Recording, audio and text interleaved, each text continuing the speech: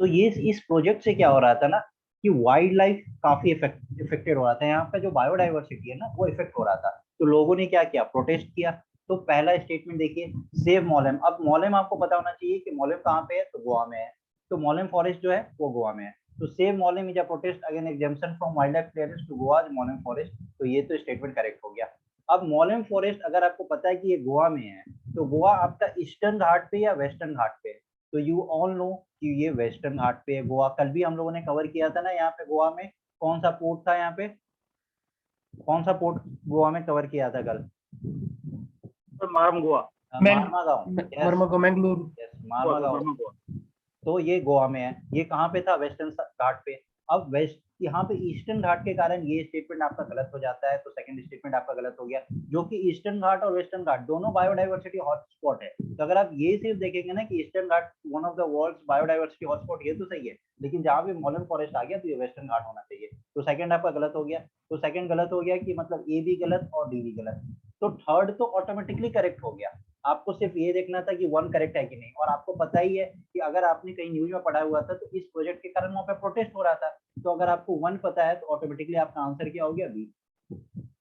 These forest fit. अब इससे आपको क्या क्या सीखने को मिला, मॉलम फॉरेस्ट गोवा में है। गोवा का जो इंपॉर्टेंट रिवर है मांडोवी रिवर है। और क्योंकि गोवा जो है हर जगह सी से कनेक्टेड है, तो वहां पे पोर्टेबल ड्रिंकिंग वाटर के लिए कौन सा रिवर है? पोर्टेबल मतलब होता है ड्रिंकिंग वाटर, जो कि फ्रेश वाटर होता है, क्योंकि हर जगह तो खारा पानी है, नमकीन पानी है, जो सॉल्टी वाटर है। ठीक है, तो ये जो मांडोवी रिवर है ना वो गोवा का लाइफलाइन माना जाता है। तो it is the major source of portable water for Goa. तो यहाँ पे इसलिए लोग वहां पे प्रोटेस्ट कर रहे थे। तो 1 and 3 is the correct statement for this.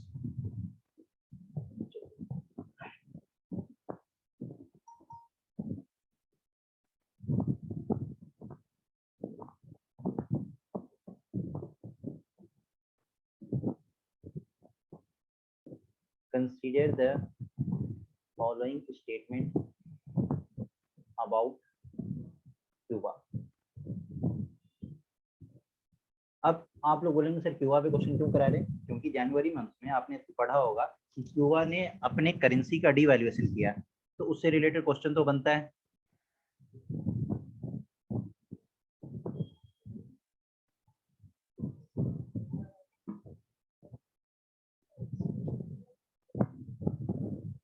It is often called the sugar bowl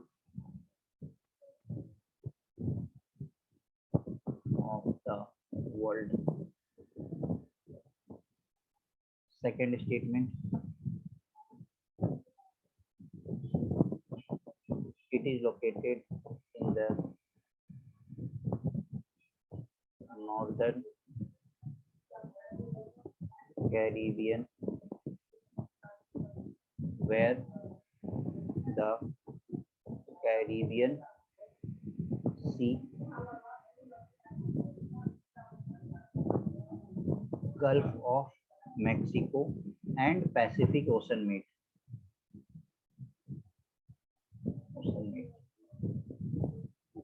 और थर्ड स्टेटमेंट जो कि काफी इंपॉर्टेंट स्टेटमेंट है, it is situated in continent of North America.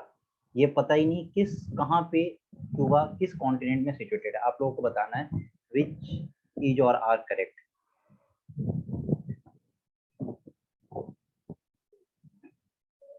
A 1 and 2, B 1 and 3, C 3 and D 2 and 3. Consider the following statement about Cuba. It is often called the sugar bowl of the world. It is located in the northern Caribbean, where the Caribbean Sea, Gulf of Mexico and Pacific Ocean meet, and it is situated in the continent of North America. Which of these are correct?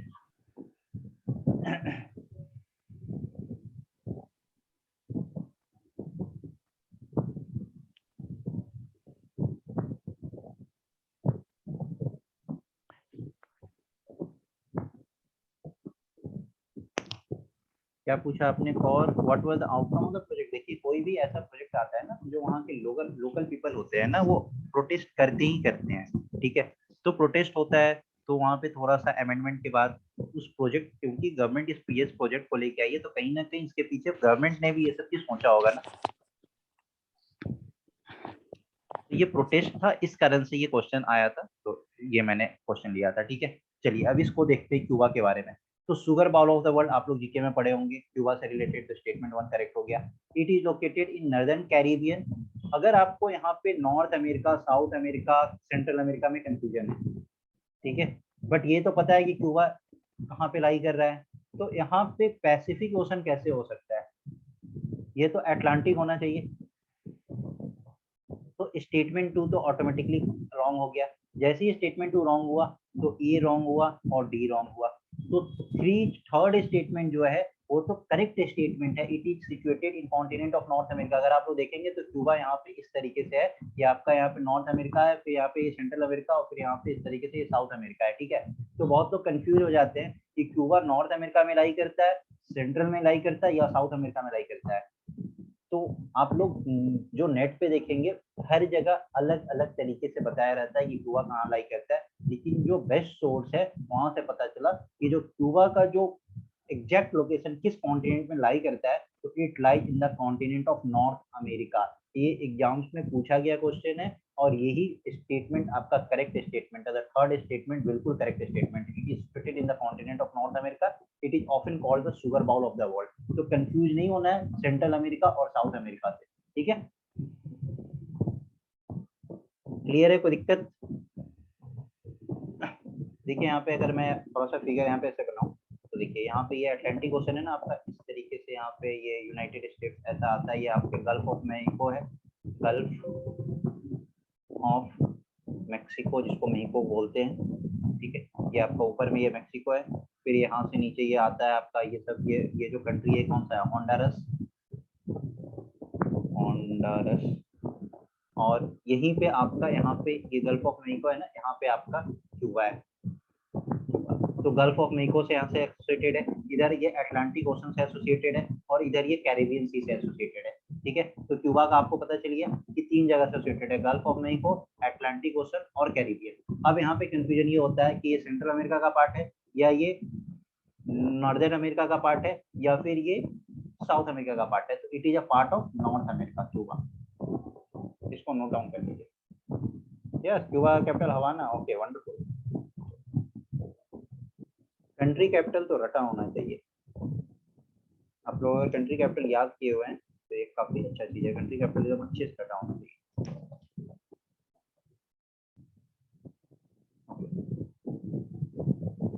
Which of the following statement is or are correct about MSP? MSP क्या है? MSP क्या है? Minimum support price. क्यों ये news में है? Minimum support price क्यों news में क्यों है? About the farmers protest, agriculture protest. और अभी भी फार्मर्स बैठे हुए हैं गाजीपुर बॉर्डर पे, जो कि दिल्ली और यूपी का बॉर्डर है। मेरे घर से जस्ट 2 किलोमीटर दूर पे है, और मैं देखता हूँ डेली इस तरीके से वो बैठे हुए हैं। पूरा वहाँ पे ये लाइन से लोग सोए हुए हैं, बैठे हुए हैं, और काफी अच्छा उनको फैसिलिटी वगैरह भी प्रोवाइड किया जा रहा है। इट तो इससे रिलेटेड क्वेश्चन तो आपसे एग्जाम में पूछा जाएगा। It came into existence in Jan 1965. The Commission for Agricultural Cost and Prices, जिसको क्या बोलते हैं, CACP। बहुत इंपॉर्टेंट है, जब भी MSP का क्वेश्चन आता है ना, CACP एंड CCEA, इस दोनों में क्या कंफ्यूजन होता है और किस तरीके से क्वेश्चन बनता है, अभी मैं आप लोगों को बताता हूँ। पहले उससे पहले आप लोग उसका आंसर करके, are the advisory body whose recommendation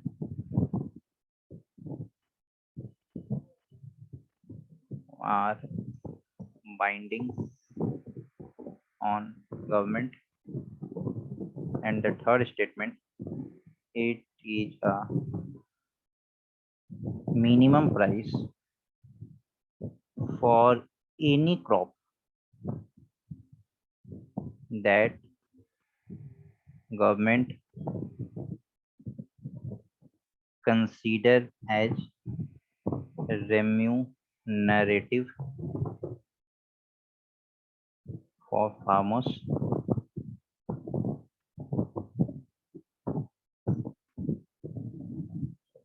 and hence deserving of support. तो कौन कौन सा स्टेटमेंट करेक्ट है? ठीक है, ए 3 only, B 1 and 3, 2 and 3, and D 1 and 2.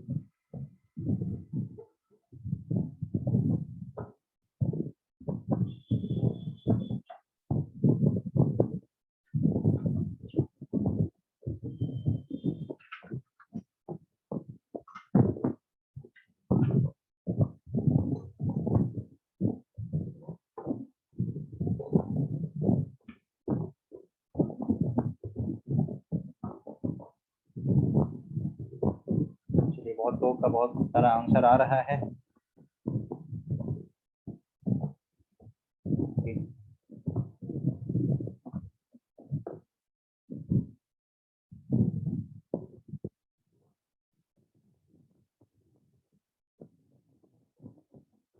D B इस तरीके से आंसर आ रहा है।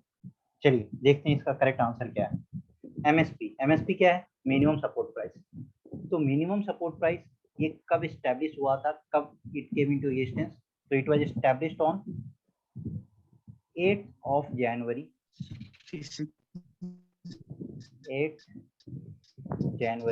1965। तो फर्स्ट स्टेटमेंट बिल्कुल करेक्ट है, it came into existence in January 1965। ठीक है, दूसरा क्या है? पहले थर्ड स्टेटमेंट देखते हैं कि एमएसपी क्या है। तो एमएसपी क्या होता है? एक मिनिमम सपोर्ट प्राइस होता है किसी भी क्रॉप के लिए। तो अभी एट प्रेजेंट एमएसपी में कितने कमोडिटीज एडेड हैं?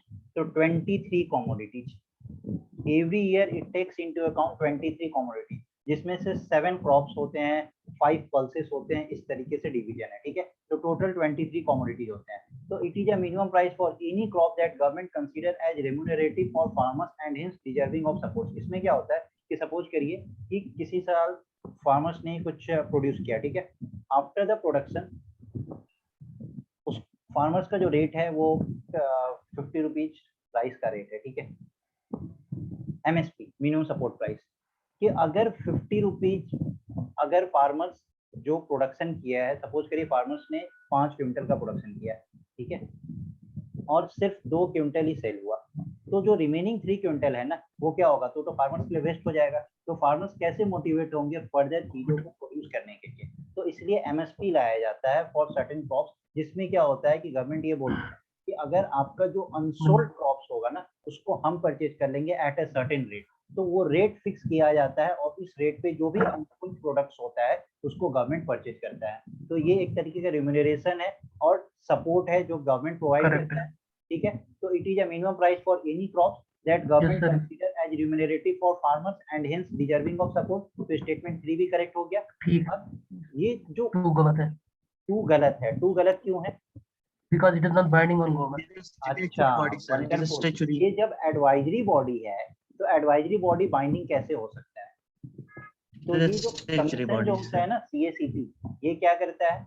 तो सीएसीपी देखिए ये काम कैसे करता है। सीएसीपी में ना ये एक डिसेंट्रलाइजेशन एजेंसी है। डिसेंट्रलाइजेशन एजेंसी का क्या मतलब होता है कि इसमें सिर्फ जो हेड होता है ना वो डिसीजन नहीं लेता है, इसमें जो लोअर पोस्ट वगैरह पे भी होते हैं वो सब मिलके इस चीज को डिसाइड करते हैं। तो इसमें एक डायरेक्टर होते हैं, उसके बाद सेक्रेटरी होते हैं, उसके बाद ऑफिशियल मेंबर्स होते हैं, फिर कुछ नॉन ऑफिशियल मेंबर्स होते हैं। तो इसमें सारे मेंबर्स वगैरह मिलके इस चीज को डिसाइड करते हैं। और सीएसीपी जो होता है ना, ये वेरियस एजेंसी से फीडबैक लेता है, जैसे FCI food corporation of India से, जूट कॉर्पोरेशन ऑफ इंडिया से, नाफेड से, इन जगह से ये क्या करता है? एक फीडबैक लेता है और टोटल फीडबैक लेने के बाद ये एक प्राइस को डिसाइड करता है कि ये प्राइस होना चाहिए। और इस प्राइस का जो ये रिकमेंडेशन भेजता है, ये गवर्नमेंट को भेजता है कि this should be the price for this crops. ठीक है, अब गवर्नमेंट में कौन डिसाइड करता है? Who is the final authority? तो CCEA cabinet committee on economic affairs which is chaired by, अब ये किसके द्वारा चेयर किया जाता है? प्राइम मिनिस्टर के द्वारा। तो cabinet committee on economic affairs being chaired by PM, ये जो होते हैं ना, ये फाइनल प्राइस डिसाइड करते हैं कि what should be the price. ये जो सीएसीपी होता है ना, ये सिर्फ एडवाइस करता है कि 50 रुपीज होना चाहिए, लेकिन इसका ये मतलब नहीं है कि सीसी ये जो है ना 50 रुपीज ही डिसाइड करेगा। हो सकता है ये 45 भी डिसाइड कर ले, हो सकता है ये 55 भी डिसाइड कर ले, तो इतना फ्लक्चुएट नहीं करता है। लेकिन जो फाइनल डिसाइडिंग अथॉरिटी होता है वो सीसीईए होता है, cabinet committee on economic affairs which is being chaired by prime minister. CACP सिर्फ रिकमेंड करता है, इट्स एन एडवाइजरी बॉडी। तो इसका जो स्टेटमेंट नंबर 2 था कि are binding on the government, तो ये करेक्ट स्टेटमेंट है, तो आपका 2 गलत हो जाता है। तो which is your correct statement? 1 and 2। तो option number B is the correct answer for this question. ठीक है, चलिए सीएसीपी से रिलेटेड एक दो और कुछ देख लेते हैं। सीएसीपी जब एस्टेब्लिश हुआ था तो उस समय इसका नाम क्या था? इसको उस समय एग्रीकल्चर प्राइस कमीशन के नाम से जानते थे। लेटर ऑन इन 1985 इसका नाम सीएसीपी रखा गया था। ठीक है, तो जब ये एस्टेब्लिश हुआ था ऑन 8 जनवरी 1965, तो उस समय इसका नाम क्या था? Agriculture price commission. Later in 1985 it came to be known as CACP, commission for agriculture cost and prices. Okay, तो समझ आया? कोई दिक्कत है इन सब चीजों में? Sir, kindly repeat this, sir. CACP, sir. CACP समझ नहीं आया? CACP No, sir. Kindly repeat. Okay. The sir, full form of CACP. CACP का फुल फॉर्म क्या है? Commission for agricultural cost and prices. ठीक है, ये एक तरीके का डिसेंट्रलाइजेशन एजेंसी है। डिसेंट्रलाइज्ड एजेंसी में क्या होता है कि जितने भी मेंबर्स होते हैं वो सब डिसीजन मेकिंग में पार्टिसिपेट करते हैं। सीएसीपी क्या करता है?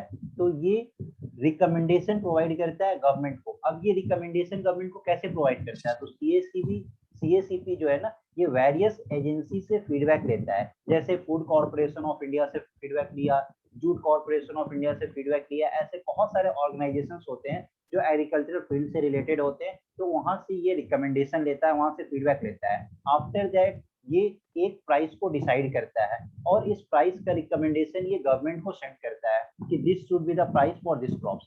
अब ये गवर्नमेंट को सेंड करता है, तो गवर्नमेंट में ये decision, final decision making body कौन होता है? तो related to this MSP CCEA, इसका फुल फॉर्म होता है cabinet committee on economic affairs. तो it is being chaired by prime minister. ये किसके द्वारा चेयर किया जाता है? प्राइम मिनिस्टर के द्वारा चेयर किया जाता है। अब ये जो सीसीईए होता है ना, ये फाइनल डिसाइडिंग अथॉरिटी होता है फॉर एमएसपी की एमएसपी में क्या प्राइस होना चाहिए, इसका फाइनल डिसीजन अथॉरिटी किसके पास होता है? सीसीईए के पास होता है। यही होता है आपका सीएसीपी एंड सीसीईए। ये जो सीएसीपी का एस्टेब्लिशमेंट कब हुआ था? तो 8 जनवरी 1965 को इसका एस्टेब्लिशमेंट हुआ था। और जिस समय इसका एस्टेब्लिशमेंट हुआ था उस समय इसको सीएसीपी के नाम से नहीं जानते थे, इसको एग्रीकल्चरल प्राइस कमीशन के नाम से जानते थे। लेटर ऑन इन 1985 इसका नाम चेंज करके सीएसीपी रख दिया गया था। क्लियर हुआ? Yes, sir. Thank you, sir. MSP का इम्पैक्ट, एमएसपी तो अगर एमएसपी नहीं होगा तो सपोज करिए कि फार्मर्स को दिख रहा है कि इस साल जो है ना फ्लड बहुत ज्यादा आएगा। ठीक है, तो जो भी खरीफ सीजन होता है ना, खरीफ, इस पे भी मैंने क्वेश्चन लिया है। ठीक है, तो वो मैं कल कराऊंगा क्वेश्चन। खरीफ सीजन होता है, अब खरीफ सीजन में क्या होता है कि अगर बहुत ज्यादा पानी भी हो गया ना तो ये जो भी क्रॉप्स है ये बेकार हो जाएंगे, या फिर अगर सूखा पड़ गया, ड्राउट हो गया, तो ये क्रॉप बेकार हो जाएंगे। अगर फार्मर्स को ऐसा कुछ फील होता है ना कि इस बार सीजन में काफी फ्लड आने वाला है या ड्राउट पड़ने वाला है, तो वो क्या करेगा? उस प्रोडक्ट को कभी भी मोटिवेट होगा क्या कि उस प्रोडक्ट को वो प्रोड्यूस करे? नहीं मोटिवेट होगा। तो गवर्नमेंट उस फार्मर्स को मोटिवेट करने के लिए क्या करता है कि फार्मर्स बोलता है कि ठीक है, गवर्नमेंट बोलता है कि आप उस चीज को प्रोड्यूस करो। ठीक है, जो भी अनसोल्ड प्रोडक्ट होगा ना, कभी फार्मर्स को डर तो लगता है ना कि हम इतना सारा प्रोड्यूस करें, वो तो फार्मर्स के पास तो बैंक बैलेंस वगैरह उतना होता नहीं है, तो वो लॉस कहाँ से सहेगा? तो गवर्नमेंट बोलता है कि आप उस क्रॉप को प्रोड्यूस करो। अगर कोई भी आपका जो प्रोडक्ट अनसोल्ड होगा ना, जितना आपने प्रोड्यूस किया होगा वो सब हम परचेज कर लेंगे एट अ सर्टेन रेट। तभी तो फार्मर्स मोटिवेट होते हैं क्रॉप्स को प्रोड्यूस करने से, वरना उनके पास बैंक बैलेंस तो होता नहीं है, वो कहाँ से प्रोड्यूस करेंगे और कहाँ से वो मोटिवेट होंगे कि अगर प्रोडक्ट अनसोल्ड रहेगा तो वो लॉस कहाँ से वो फील करेंगे। तो इसलिए एमएसपी जो है ना, ये काफी इंपॉर्टेंट है। अभी टोटल 23 कमोडिटीज में एमएसपी आ चुका है।